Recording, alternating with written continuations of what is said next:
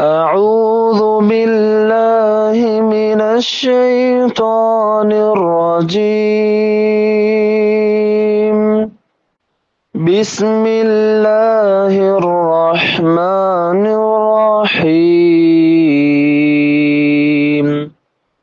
وإلى ثمود أخاهم صالحا قال يا قوم اعبدوا الله ما لكم من إله غيره قد جاءتكم بينة من ربكم هذه ناقة الله لكم آية فذروها تأكل في أرض الله ولا تمسوها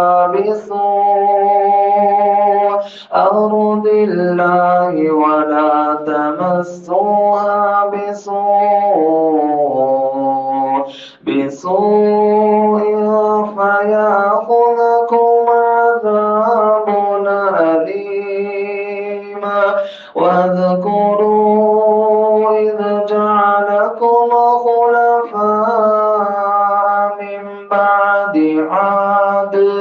من بعد عاد وبوأكم في الأرض تتخذون من سهولها قصورا وتنحتون الجبال بيوتا فاذكروا آلاء الله ولا تعثوا في الأرض مفسدين. قال الملأ الذين استكبروا من قومه للذين استضعفوا لمن آمن منهم أتعلمون أن صالحا مرسل من ربها قالوا إنا بما أرسل به مؤمنون.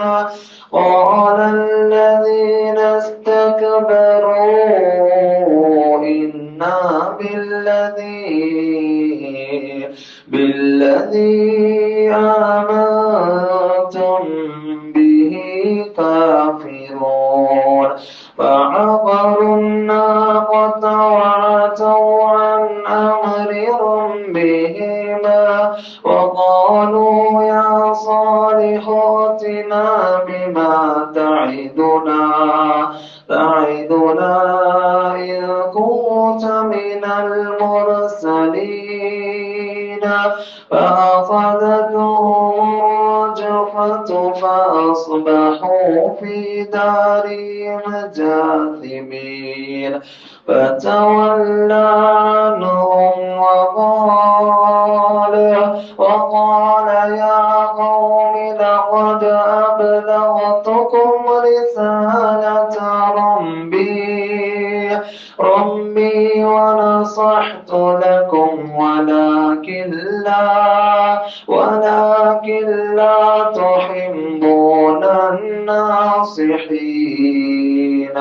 ولوطا إذ قال لقومه أتأتون الفاحشة ما سبقكم بها من أحد من العالمين. إنكم لتأتون الرجال شهوة من دون النساء بل أنتم قوم مسرفون. وما كان جواب قومه إلا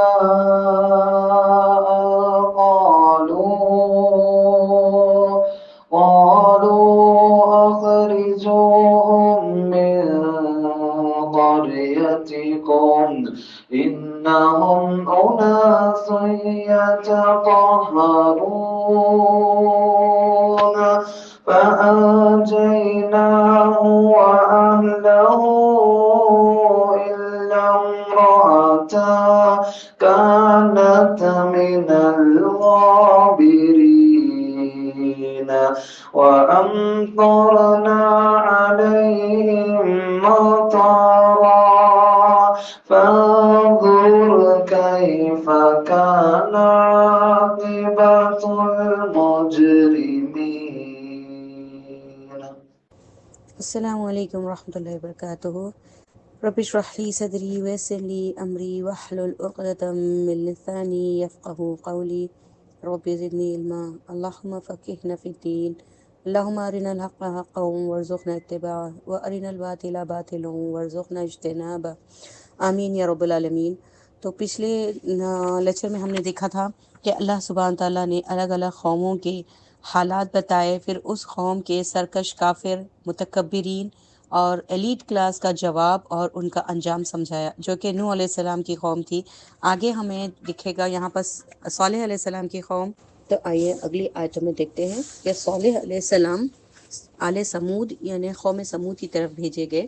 اس کا ذکر اللہ سبحانہ تعالیٰ یہاں آیت نمبر 73 میں کر رہے ہیں. اللہ سبحانہ تعالیٰ فرماتے ہیں بسم اللہ الرحمن الرحیم وَإِلَىٰ ثَمُودَ أَخَاهُمْ صَالِحًا، اور سمود کی طرف ان کے بھائی صالح کو بھیجا. یہاں پر جو اخوت بتائی گئی ہے یہ ان کی نسلی اخوت ہے، یعنی انہی کی قوم میں سے تھے صالح علیہ السلام. اور ہمیں تفاسیر سے مفسرین کے ذریعے پتہ چلتا ہے کہ آپ سام بن نوح کی اولاد سے تھے، یعنی سمود بن آصر بن ارم بن سام بن نوح. تو یہ عرب میں ہجر کے طرف یہ قوم موو ہو چکی تھی، وہاں پر یہ بسے تھے. تو یہاں وہ لوگ آباد تھے اور یہ ماؤنٹین ایریا تھا اور وہ لوگ پہاڑوں میں زندگی کرتے تھے. ٹھیک ہے، تو یہ قوم سمود وہاں پر بسی ہوئی تھی، جن میں انہی کے قوم میں سے صالح علیہ السلام کو اللہ سبحانہ تعالیٰ نے مبعوث فرمایا. تو جب انہوں نے کہا اپنی قوم سے کہ اللہ کی عبادت کرو، کسی اور الہ کی عبادت کرنے کا حق نہیں ہے، کوئی برحق نہیں ہے سوائے اللہ کے، اللہ ہی واحد الہ ہے.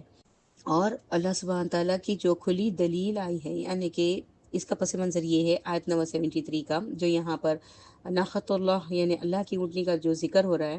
جب صالح علیہ السلام نے اپنی قوم کو اللہ وحدہ کی عبادت کی طرف بلایا، شرک سے منع کیا، تو اس قوم کے جو بڑے بڑے سردار تھے، جو انفلوئنشل پرسنالٹیز تھے، ان لوگوں نے یعنی مذاق کے طور پر اور ایک چیلنج دیتے ہوئے صالح علیہ السلام کو کہا کہ یہ جو ہم بیٹھے ہیں نا یہاں پر، کیونکہ پہاڑوں میں رہنے والے لوگ تھے تو ان کی ایک بہت بڑی جماعت وہاں بیٹھی ہوئی تھی. صالح علیہ السلام ایز یوزول جیسا بار بار ان کو تربیت کرتے، اسی طرح اس دن بھی کہا کہ اے لوگوں مان جاؤ، اللہ واحد کی عبادت کرو، یہ شرک نہ کرو، فساد نہ مچاؤ، زمین میں امن کے ساتھ رہو. تو انہوں نے کہا اچھا اگر حقیقتاً تو اللہ کا بھیجا ہوا نبی ہے تو اللہ سے دعا کر اور ہمیں یہاں اس پہاڑ میں سے ایک اونٹنی برآمد کر کے دے، یعنی کہ اللہ سے دعا کر کے اللہ یہ پہاڑ پھٹے اور اس میں سے 9 ماہ کی حاملہ اونٹنی نکل آئے اور ہمارے سامنے آ کر بچہ جنے. اس طرح سے انہوں نے ڈیمانڈ رکھا. تو صالح علیہ السلام نے اللہ سبحانہ تعالیٰ سے دعا کی تو اللہ تعالیٰ نے ایسے ہی کیا جیسا انہوں نے ڈیمانڈ کیا تھا، یعنی وہاں پر وہ چٹان پھٹی اور ایک مادہ اونٹنی 9 ماہ کی پریگننٹ باہر آئی اور ان لوگوں کے سامنے اس نے بچہ جنا. تو اب یہ جب ان کا ڈیمانڈ پورا ہو گیا تو یہاں پر صالح علیہ السلام ان لوگوں کو کہتے ہیں کہ یہ اللہ کی کھلی نشانی تمہارے سامنے آ گئی، اب فرما برداری کرو، اب میری بات کو مانو اور عبادت کرو، اللہ کی وحدانیت کو مان جاؤ اور برائیوں سے باز آ جاؤ. اگر یہ نہ کرو گے اور یہ جو اونٹنی اللہ کی تم لوگوں نے مانگی اور یہاں نشانی تمہارے سامنے آ گئی، اب اس کو برے ارادے سے کبھی ہاتھ نہ لگانا ورنہ تم کو دردناک عذاب پکڑ لے گا. یہ وارننگ بھی دی اور یہ ساری باتیں ہمیں اس آیت 73 میں پتہ چلتی ہے. آگے آیت 74 میں اللہ سبحانہ تعالیٰ فرماتے ہیں وَاذْكُرُوا إِذَا جَعَلَكُمْ خُلَفَاءَ مِن بَعْدِ عَادٍ، یعنی عاد کے بعد ان لوگوں کو زمین کا خلیفہ بنایا گیا. تو وہ نعمت یاد دلائی جا رہی ہے یہاں پر کہ جانشین تمہیں بنایا گیا عاد کے بعد، اور اللہ تعالیٰ نے تمہیں ٹھکانہ دیا اس زمین میں، یعنی ہجر کی وادیوں میں تمہیں آباد کیا، اور تاکہ تم یہاں پر نرم مٹی میں فل سہولت والے لگژریس محلات تعمیر کرتے ہو، اور یہاں کے پہاڑوں میں تم اپنے گھر تراش کر لیتے ہو. یعنی کہ یہ ایک عیش پسند قوم تھی اور بہت پیسہ تھا ان کے پاس، جیسے کہ میدانوں میں گھر بناتے، سردیوں میں رہتے، پہاڑوں کو کھود کر بڑے بڑے محل بناتے اور گرما میں رہتے، جیسے آج بہت امیر ترین لوگ کرتے ہیں نا، ہل سٹیشنز پہ چلے جاتے ہیں سمر ویکیشن میں. اسی طرح ان لوگوں کے گھر ہوا کرتے پہاڑوں میں، اور میدانوں میں بھی گھر بناتے. تو اسی کا یہاں پر اس نعمت کا یہاں ذکر آ رہا ہے. سہولت کے ساتھ لگژریس لائف یہ لوگ گزارنے والے قوم تھی. اللہ تعالیٰ نے انہیں نعمتوں سے نوازا تھا، لیکن یہ یاد رکھیں ہر نعمت کے ساتھ شر بھی ہوتا ہے. تو ہم جب بھی کوئی نعمت اللہ سے مانگیں تو اس میں خیر، برکت اور اس کے شر سے پناہ مانگنی چاہیے. کبھی کوئی ایسی نظر نہیں مانگنی چاہیے جو ہم پوری نہ کریں. ہمیشہ خیر اور بھلائی کی دعا ہمیں کرنی چاہیے. اللہ سے ہمیشہ اللہ کا فضل مانگنا چاہیے، ایمان کی سلامتی مانگنی چاہیے، ورنہ انسان نعمتیں پا کر غافل ہو جاتا ہے، تکبر میں پڑ جاتا ہے اور اپنے آپ کو بہت بڑی چیز سمجھنے لگتا ہے، جو کہ اس قوم کے ساتھ ہوا. یہ قوم بہت انٹیلیجنٹ، بہت محنتی، لگژریس لوگ تھے اور بہت پیسے والے بھی تھے. تو ان کی اس لگژریس مزاج کا یہاں پر ذکر ہو رہا ہے کہ نرم مٹی میں بھی گھر بناتے، پہاڑوں میں بھی گھر بناتے. اللہ تعالیٰ انہیں کہتے ہیں فَاذْكُرُوا آلَاءَ اللَّهِ وَلَا تَعْثَوْا فِي الْأَرْضِ مُفْسِدِينَ، اور یاد کرو نعمتوں کو اللہ کی، اور نہ تم فساد کرو اللہ کی زمین میں مفسد بن کر. اس آیت 74 میں اللہ تعالیٰ انہیں نصیحت فرما رہے اتنی نعمتیں پا کر اب فساد نہ کرو، کیونکہ انسان جب بہت عیش والی زندگی اسے نصیب ہو جاتی ہے، کسی چیز کی کمی نہیں ہوتی. اب دیکھیں پہاڑوں میں وہ گھر بنا لیتے تو کتنے اسٹرانگ فزک کے یہ لوگ تھے ہوں گے، کتنے اسکلفل تھے کہ پتھروں کو تراش کر وہ اپنے لیے محلات تعمیر کر لیتے. تو فزیکلی لوگ کے اندر صحت بہت اچھی تھی، فزیکیو بہت اچھا تھا، مال و دولت تھی، ذہنیت بہت تھی، اسکلفل تھے، انٹیلیجنٹ تھے، اور بہت پیسہ بھی تھا. تو یہ ساری چیزیں مل کے انسان کے پاس جب آ جاتی ہیں تو انسان سرکش ہونے لگتا ہے، فساد مچانے لگتا ہے. تو وہی ان کا بھی حال ہو گیا. تو جس کو اللہ تعالیٰ یہاں پہ تنبیہ کر رہے ہیں کہ فساد نہ مچاؤ، اللہ کی نعمتوں کا شکر ادا کرو اور اللہ کی نعمتوں کو یاد رکھو. پھر آگے کیا ہوا؟ یہ جب ساری باتیں صالح علیہ السلام نے اللہ کی طرف سے ان کو سمجھائیں، اللہ کی نعمتوں کو یاد دلایا اور شکر گزار اور عاجزی کے ساتھ زندگی گزارنے کی ان کو نصیحت کی، تو پھر وہی جواب، قال الملأ الذین استکبروا من قومہ، اس کے قوم کے سرداروں نے جنہوں نے تکبر کیا تھا، یعنی ایلیٹ کلاس جو تھے، انہوں کا کیا جواب تھا؟ جو لوگ کمزور سمجھے جاتے صالح علیہ السلام کے ساتھ جو ایمان لے آئے، ان کے ٹیم ممبرز، ان کے ساتھی جو تھے، ان کو دبے ہوئے کمزور لوگ، یعنی جو ذرا مشکل کشا لوگ تھے، غریب تھے، معاشرے میں اتنا ان کا پاور نہیں تھا، وہ لوگ سمجھ گئے اور ایمان لے آئے اور صالح علیہ السلام کے ساتھی بن گئے. تو یہ جو متکبرین فل پیسے والے جو لوگ تھے، انہوں نے کیا کہا یہ ایمان لانے والوں کے ساتھ؟ کہا کیا تعلمون ان صالحا مرسل، کیا تم لوگ واقع سمجھتے ہو یا تمہیں شیورٹی ہے کہ صالح کو اللہ نے ہی بھیجا ہے، تمہارے رب کی طرف سے آیا ہے، تم اس پہ اتنا یقین رکھتے ہو؟ جو ایمان لے آئے ان لوگوں کو کوشچن کر کے ڈاؤٹ فل کر رہے ہیں کہ کیا تم کو پکا یقین ہے کہ یہ صالح چنا ہوا بندہ ہے؟ تو جو ایمان والے انہوں نے کہا قالوا انا بما ارسل به مؤمنون، جس چیز سے یہ شخص یعنی صالح علیہ السلام جو چیز کے ساتھ بھیجے گئے ہیں اس پر بے شک ہم ایمان لانے والے ہیں. یعنی انہوں نے اپنے ایمان کی تصدیق کی، اپنے یقین کی دلیل دی یہاں پر آیت 75 میں. تو یہ ڈائلاگز اس قوم کے متکبر سردار اور مسلمان جو ایمان لے آئے کمزور لوگ، ان کے بیچ ہو رہا ہے. ان کا یہ ٹھوس جواب سن کر اس قوم کے تکبر بھرے لوگوں نے کہا کہ بے شک تم لوگ جس چیز پر ایمان لے ہو ہم اس کا انکار کرتے ہیں. یعنی کھلا کفر کیا انہوں نے.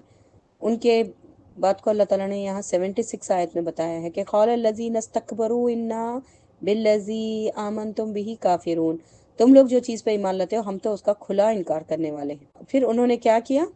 انکار بھی کیا، ان کی دعوت کا رد کیا، ایمان لانے والوں کو کویشچن کر کے ڈاؤٹ فل کیا.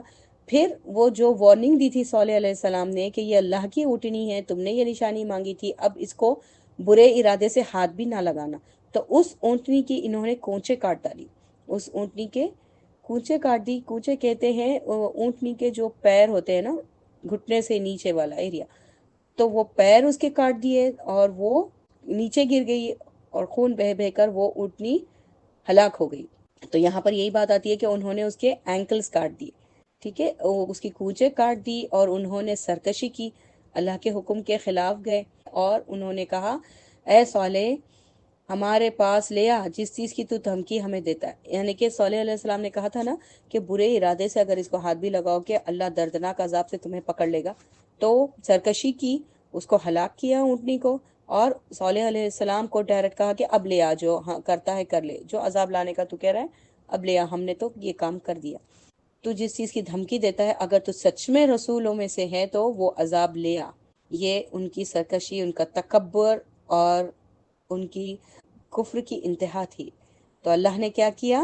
فَأَخَذَتْهُمُ الرَّجْفَةُ فَأَصْبَحُوا فِي دَارِهِمْ جَاثِمِينَ، بس پکڑ لیا انہیں زلزلے نے اور وہ ہو گئے اپنے گھروں میں اوندھے منہ گرنے والے. تو کہا جاتا ہے اتنا زوردار زلزلہ آیا کہ وہ سارے ان کے محلات اور وہ سارے مضبوط فزکس والے لوگ اوندھے منہ اپنے گھروں میں گرے پڑے رہے. تو سیویئر زلزلے نے انہیں آ پکڑا، اونٹنی کا قتل کیا انہوں نے. اور یہاں پر دیکھیں اللہ سبحانہ تعالیٰ کیا فرما رہے ہیں، فَعَقَرُوا النَّاقَةَ وَعَتَوْا، اور انہوں نے سرکشی کی اور اونٹنی کی کوچے کاٹ لی. تو جو کاٹنے والے تھے وہ تو چند لوگ تھے، لیکن پوری قوم کی طرف اللہ تعالیٰ یہ منسوب کیوں کر رہے ہیں؟ ان سب نے اس کی کونچے کاٹ دی، ان سب نے سرکشی کی. کیوں؟ کیونکہ پوری جو قوم تھی وہ ان کی ہمدردیاں، ان کی رضامندی ان سرکش لوگوں کے ساتھ تھی. جو یہ ایلیٹ سرداران تھے ان کے ساتھ پیچھے ان کی پوری قوم کی سپورٹ تھی، اسی لیے سب کے اوپر اس کا وبال آیا، سب کو اس میں برابر کا گناہ گار ٹھہرایا گیا. تو صالح علیہ السلام کو جب یہ بات معلوم ہوئی کہ انہوں نے اونٹنی کی کونچے کاٹ دی ہیں، اس کو قتل کیا ہے، تو صالح علیہ السلام نے ان کو کہا کہ 3 دن کی مہلت ہے تمہیں، جو تم چاہو تو توبہ کر لو، نہیں تو عذاب آئے گا. تو اس کے بعد ان لوگوں نے ہنسی مذاق اڑایا اور کہا کہ ہم یہیں بیٹھے ہیں اور یہیں پر اسی اونٹنی کو کھائیں گے اور فل شراب پئیں گے اور اس کا جشن منائیں گے، جو ہوتا ہے دیکھیں گے، لے آ تو جو لے آ سکتا ہے. اس طرح کے انہوں نے بات کی. 3 دن وہ لوگ فل مزے کیے. اس کے بعد سیویئر زلزلے نے انہیں آ پکڑا. تو یہ جو وادی سمود ہے، یہاں پر جنگ تبوک کے ٹائم پر نبی کریم صلی اللہ علیہ وسلم کا گزر ہوا. تو انہوں نے صحابہ کرام سے کہا کہ تیزی سے اس وادی سے گزر جاؤ، یہاں ٹھہرنا نہیں. تو یہ انجام صالح علیہ السلام کی قوم سمود کا ہوا. نوح علیہ السلام کی قوم نے سرکشی کی، ان کا بھی یہی انجام ہوا. اللہ سبحانہ تعالیٰ نے انہیں جڑ پیڑ سے ختم کر دیا. اور یہ اتنے مضبوط فزک کے لوگ لیکن اپنے گھروں میں اوندھے منہ پڑے رہے، نہ یہ کوئی آبجیکشن کر سکے، نہ اٹھ کر اپنے محلات کو بچا سکے، نہ اپنی جانوں کو بچا سکے. جب اللہ کا عذاب آیا تو پوری طرح سے ان کو برباد کر دیا گیا. تو آگے ہم دیکھتے ہیں اللہ سبحانہ تعالیٰ آیت 79 میں فرماتے ہیں فَتَوَلَّى عَنْهُمْ وَقَالَ يَا قَوْمِ لَقَدْ أَبْلَغْتُكُمْ رِسَالَةَ رَبِّي وَنَصَحْتُ لَكُمْ وَلَكِنْ لَا تُحِبُّونَ النَّاصِحِينَ. بس وہ منہ موڑ کر چلا گیا. یعنی کہ صالح علیہ السلام ان لوگوں کو وارننگ دیے، 3 دن کی مہلت بتائی، چاہو تو توبہ کر لو ورنہ عذاب پکڑ لے گا. یہ بات جب انہوں نے کی اس کے بعد وہ وہاں سے پلٹ کر ہٹ گئے اپنی قوم کے پاس سے، اور انہوں نے کہا کہ اے میری قوم، البتہ تحقیق پہنچا دیا تھا میں نے تمہیں پیغام اپنے رب کا. یعنی اللہ نے جو پیغام دے کر مجھے بھیجا میں نے تمہیں سمجھایا، منع کیا اور تم تک وہ بات، وہ میسیج پہنچا دیا، تمہاری خیرخواہی کی، لیکن تم مانے نہیں. نصیحت کرنے والوں کو، خیرخواہی کرنے والے کو تو تم پسند ہی نہیں کرتے. یہ کہہ کر لاسٹ وارننگ دے کر آخری بار کوشش کر کے وہ وہاں سے چلے گئے اور پھر عذاب آیا اور یہ قوم پوری طرح سے تباہ ہو گئی. آگے آیت 80 میں اللہ سبحانہ تعالیٰ مزید ایک اور قوم کا ذکر کرتے ہیں، وہ ہے لوط علیہ السلام کی قوم. اس قوم کی طرف بھی لوط علیہ السلام کو بھیجا گیا. یہاں پر لوط علیہ السلام ان کی نسل سے نہیں تھے. لوط علیہ السلام ایکچولی ابراہیم علیہ السلام کے کزن ہیں جو ان کے ساتھ نکلے تھے. جب ان کی قوم نے، یعنی ابراہیم علیہ السلام کے باپ نے اور ان کی قوم نے جب ان کو جلا وطن کیا، یعنی اپنے آگ میں ڈالا، پھر وہاں سے وہ ہجرت کر کے نکل گئے، تب اس وقت یہ لوط علیہ السلام ان کے ساتھ ہو گئے تھے. تو یہ یہاں آ کر بس گئے تھے ان کی یہ قوم کی طرف اللہ تعالیٰ نے لوط علیہ السلام کو بھیجا۔ یہ یہاں پر ان کی قوم کا ذکر آ رہا ہے۔ آئیے دیکھیں گے ان کی قوم نے کیا کیا۔ لوط علیہ السلام ابراہیم علیہ السلام کے بھتیجے تھے، کزن نہیں، بھتیجے تھے، ٹھیک ہے۔ تو یہ عرف میں ہی ان کا جنم ہوا تھا اور ابراہیم علیہ السلام کے ساتھ سیریا گئے تھے، اور ان کا لوط بن حران بن ازر ان کا پورا نام ہے۔ تو ان کی قوم نفسانی خواہشات میں پوری طرح گھری ہوئی تھی، بدکاری کرتے، ہوموسیکشوالٹی ان میں عام تھی، بے شرمی بیہودہ حرکتیں اوپنلی کرتے، اور یہیں سے یہی پہلی قوم تھی دنیا میں جس نے ٹرانسجینڈر کا مرتکب ہوئے، اور یہ اس بڑے گناہ کا انہوں نے ایجاد کیا تھا۔ عمل قوم لوط جو کہ آج دنیا میں پھر سے ابھر رہا ہے، جو لوگ اس بے حیائی میں، اس گندے عمل میں آج پھر سے ملوث ہو رہے ہیں، یہ پہلی بار اس قوم نے ہی ایجاد کیا تھا۔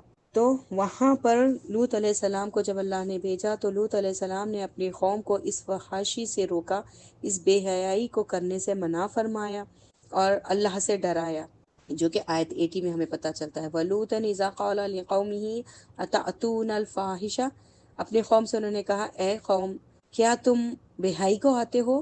ما سبقکم بہا، نہیں سبقت کی تم سے پہلے کسی نے بھی، تم سے پہلے کی کسی قوم نے ایسی بے شرمی کا کام نہیں کیا اور تم ایسی حرکتیں کرتے ہو؟ تمام جہان والوں میں تم ہی پہلے لوگ ہو جو ایسی حرکت کرتے ہو۔ اس پہ مذمت فرمائی، ان کو تنبیہ کی اور فرمایا انکم لتأتون الرجال شہوت، اور تم آتے ہو مردوں کی طرف شہوت کے ساتھ اور عورتوں کو چھوڑے رکھے ہو، یعنی ٹرانسجنڈر یہ کرتے تھے، ہوموسیکشوالٹی ان میں تھی۔ بل انتم قوم مسرفون، بلکہ تم لوگ حد سے گزر جانے والے لوگ ہیں، ایسا عمل کرتے ہو، ایسا گنونا کام کرتے ہو جو کہ جانور بھی نہیں کرتے، اور تم انسان ہو کر ایسی گندی حرکت کرتے ہو۔ اس طرح انہوں نے ان کی تنبیہ کی، ان کو سمجھایا۔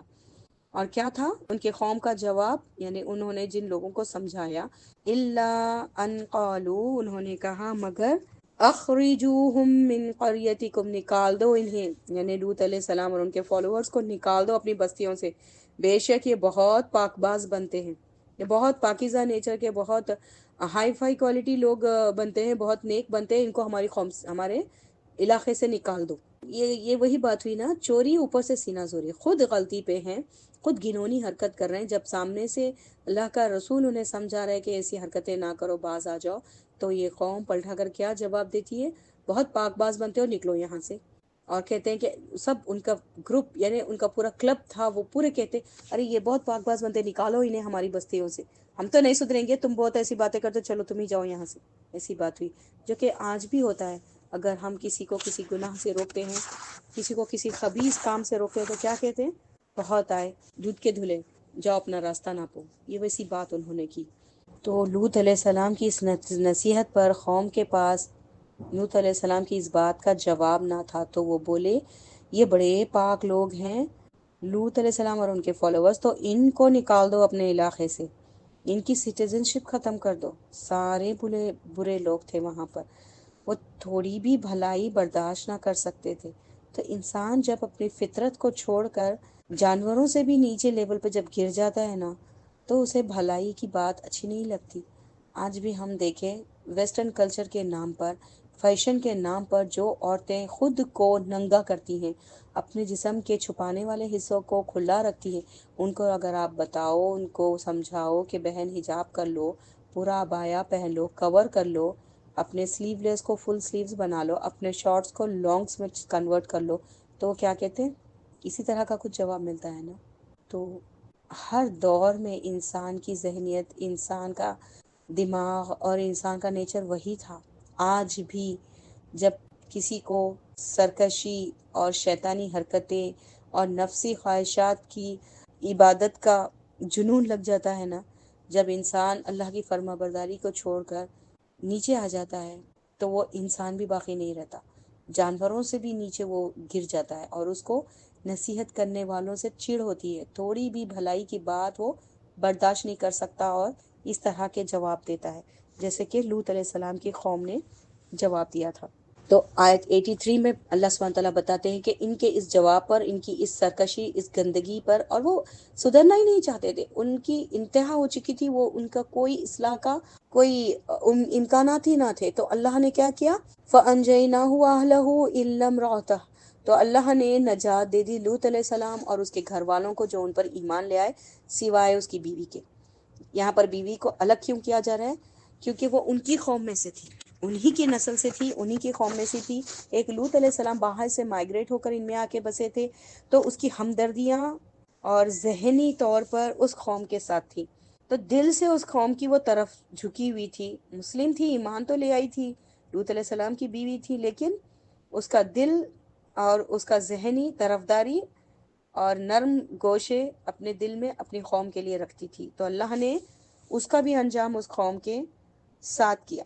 تو یہاں میں آپ نبی کریم صلی اللہ علیہ وسلم کی ایک حدیث کا مفہوم کوٹ کرتی چلوں گی، کہ جس میں نبی کریم صلی اللہ علیہ وسلم نے فرمایا تھا، جس کا میں مفہوم بتا رہی ہوں: تمہاری بیویاں، اولاد، مال، ملک اگر اس سے محبت کرے، یعنی اللہ کی نافرمانی پر چڑھ کے ان چیزوں سے اگر محبت کرو گے اور ساتھ دو گے، تو اللہ کے خلاف جا کر ان چیزوں کا اگر تم ساتھ دو گے تو انتظار کرو کہ اللہ تمہارا کیا فیصلہ کرے گا۔ وہی یہ بات ہوئی یہاں پر، اللہ کا فیصلہ نہ رشتوں کو دیکھتا ہے، نہ دوستیوں کو دیکھتا ہے، نہ نسلوں کو دیکھتا ہے۔ اللہ تعالیٰ جو خلاف جاتا ہے تو اس کے اعمال کو، اس کی نیت کو دیکھ کر اس کا انجام ڈیسائیڈ کرتا ہے۔ تو یہی بات ہوئی یہاں پر، ایک پیغمبر کی بیوی ہونے کے باوجود، ایک پیغمبر کے اولادوں کی ماں ہونے کے باوجود، اللہ نے اس کے دل کی حالت کو دیکھی، اس کے عمل کو دیکھا، اس کی نیت کو دیکھا، دل سے اس کی دوستیاں کس کی طرف جھکاؤ ہے، انہی کے ساتھ اس کا انجام اللہ تعالیٰ نے فرما دیا۔ تو وہ ہو گئی پیچھے رہنے والوں میں، کانت من الغابرین، پیچھے رک جانے والوں میں، تباہ ہونے والوں میں وہ شامل ہو گئی۔ آیت 84 میں اللہ سبحانہ تعالیٰ مزید فرماتے ہیں کہ کس طرح سے اس قوم کو اللہ کی مار پڑی۔ کہا جاتا ہے کہ پتھر کی کنکریوں کی بارش ہوئی، اور جبرائیل علیہ السلام نے پر کے نوک پر اس بستی کو پورا اونچا اٹھایا اور اوندھا پٹک دیا۔ تو آج جہاں پر ڈیڈ سی ہے نا، اس ڈیڈ سی کے نیچے اس قوم کے بستیوں کے بچے کچے اثرات اور کنکال وغیرہ پائے جاتے ہیں، آج بھی موجود ہیں۔ اور ہم دیکھتے ہیں غوطہ خور اور یہ جو ریسرچرز ہوتے ہیں، کبھی کبھی ہمیں نیوزز میں پتہ چلتا ہے یہاں پر کوئی بستی ہوا کرتی تھی، نیچے پورا لوگوں کا کنکال پڑے ہیں، کچھ بستیوں کے نشان بچے ہیں، تو یہ ڈیڈ سی کے نیچے الگ مدفون ہے، وہاں اللہ نے انہیں، یہ ایسی قوم تھی جس پر 3 قسم کے عذاب آئے۔ آسمان سے عذاب آیا، زمین پر انہیں اٹھا کر پٹکا گیا، دھسا دیا گیا۔ تو قوم لوط کو آسمان سے بارشیں برسا کر، پتھر کی بارشیں برسا کر، طوفان کے ذریعے اور ڈبا کر ہلاک کر دیا گیا۔ وَأَمْطَرْنَا عَلَيْهِمْ مَطَرًا، اور برسائی ہم نے ان پر ایک بارش۔ فَانظُرْ كَيْفَ كَانَ عَاقِبَةُ الْمُجْرِمِينَ، تو دیکھ لو کس طرح ہوا انجام مجرموں کا۔ یہ ہے آیت 84، جس میں اللہ سبحانہ تعالیٰ اس قوم کا انجام بتاتے ہیں، اور ان کو یہ انجام تک کیوں پہنچنا پڑا، کیونکہ انہوں نے گمراہی، بے حیائی اور سرکشی کو اور گندگی کو پسند فرمایا، اور اللہ کے نبی کی نصیحت کو برا جانا، پاکیزہ زندگی گزارنے کو حقیر سمجھا، تو اللہ نے ان کو تباہ اور برباد کر دیا۔ تو یہاں تک ہم آج سٹاپ کرتے ہیں آیت 84 پر۔ انشاءاللہ اگلی آیتوں میں قوم شعیب علیہ السلام جس قوم کی طرف بھیجے گئے، اس قوم کا کیا جرم تھا، کیوں وہ ہلاک کی گئی، ان کا کیسے انجام ہوا، یہ ہم دیکھیں گے انشاءاللہ۔ سبحانک اللہم و بحمدک، نشہد ان لا الہ الا انت، نستغفرک و نتوب الیک۔ سبحان ربک رب العزت عما یصفون، وسلام علی المرسلین، والحمد للہ رب العالمین، آمین۔